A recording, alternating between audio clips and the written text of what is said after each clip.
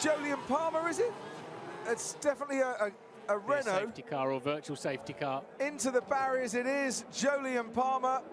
We've dispensed with the safety car. The virtual safety car will now bring this race to a halt, and down at Saint-Devote, Jolyon Palmer crashes out of his first Monaco Grand Prix, bringing to an end what has been a pretty wretched weekend for the British driver.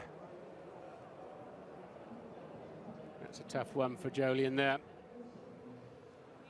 The team will not be impressed with that. Early doors. Well, that's the start-finish straight, Martin. So has he lost it going down the straight and then gone straight on into the barriers at Saint-Devote? Yeah, because that's the pit lane exit line, you're right. And so it looks like he's had a whack fairly early on in the pit banana straight that it is. And the accident's finished off down in the barriers at the far end of the Saint-Devote runoff. And the marshals, very rapid, these marshals here in Monaco. Let's have a little look here. Watch through the spray for a yellow Renault arriving at a rate of knots there. Yeah, he's already had an incident long before he got to that point. Jenson Button now comes into the pits. Wrong down there. Oh look, yeah, he dropped it under accelerator with the throttle on. It's just on the zebra crossing. It was a zebra crossing, lit up the rear tyres, spat him straight into the barrier.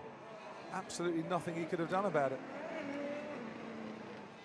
Yeah, there's no amount of reaction. Looks like he's... Ted, down to you. Got an unsafe release, a slam dunk. Felipe Nasr went out in the path of Carlos Sainz. That's going to be a penalty. We'll get a replay in a second. Thank you very much, Ted. Past the camera. Oh, there's Romain Grosjean. And that is on the exit of the Lowe's hairpin. And that's Kimi Räikkönen as well. Räikkönen losing his front wing. He's got to be very, very careful there indeed. Grosjean gets going. Doesn't look to have as much damage, but, well, Räikkönen, that is a very precarious front wing.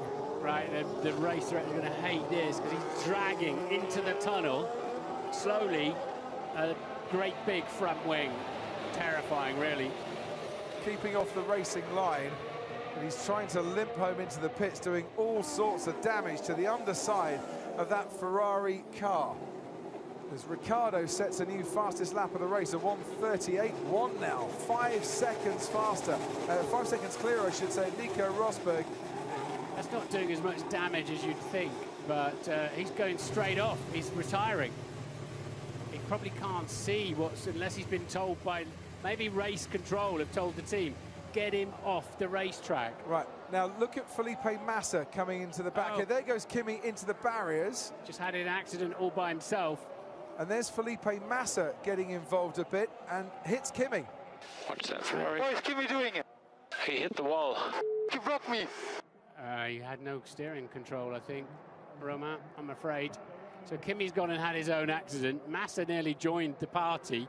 Kimi then struggling with he can't turn the steering wheel, just closes, or can't turn the steering wheel enough anyway, closes Grosjean off. There it is. That's the silly lockup I was talking about earlier on, where you can just go and have a pedestrian accident.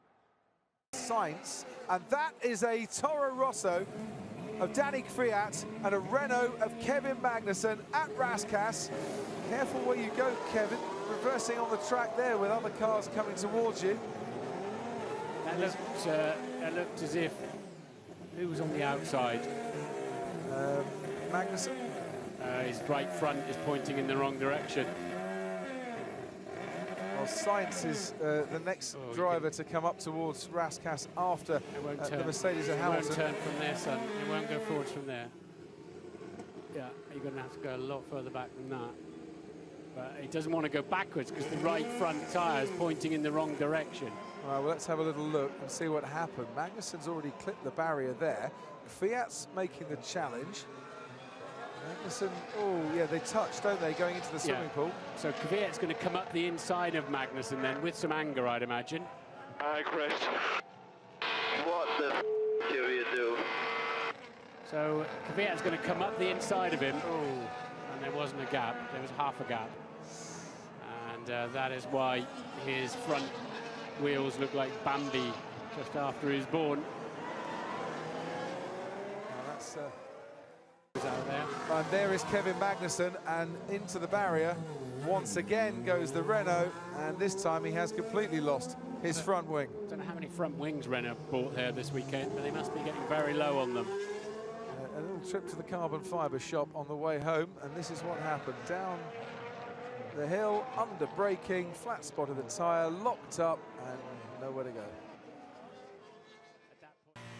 Past him now goes his teammate Daniel Ricciardo. Verstappen still sat in the car. A nasty bang. Quite a horrible angle into the barriers there. As we watch on board, locked up Verstappen, and then just nowhere to go.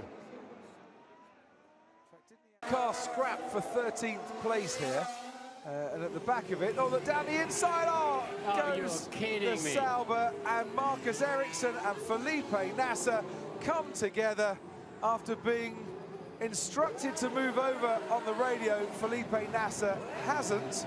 Marcus Ericsson thought he'd take matters into his own hands, and it ends up in a shower of carbon fibre, and shower, probably the best way to describe it. Virtual safety car. That was utter stupidity all round. A team can barely afford to go racing, loads of broken bits, fighting over, as I said, the back of the field. Utter nonsense. What do you do if you're the team principal, Ted Kravitz, when this race finishes and you get both drivers behind closed doors? Quite surprised Manisha isn't coming down to stand in the way of Felipe Nasser. Why? Well, I suppose.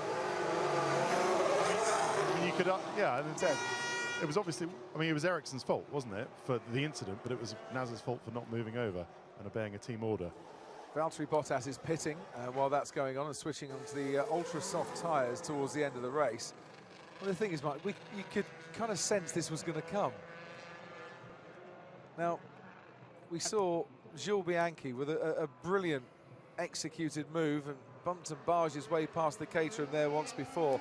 That was nowhere near a beautifully executed move. A sackable offence.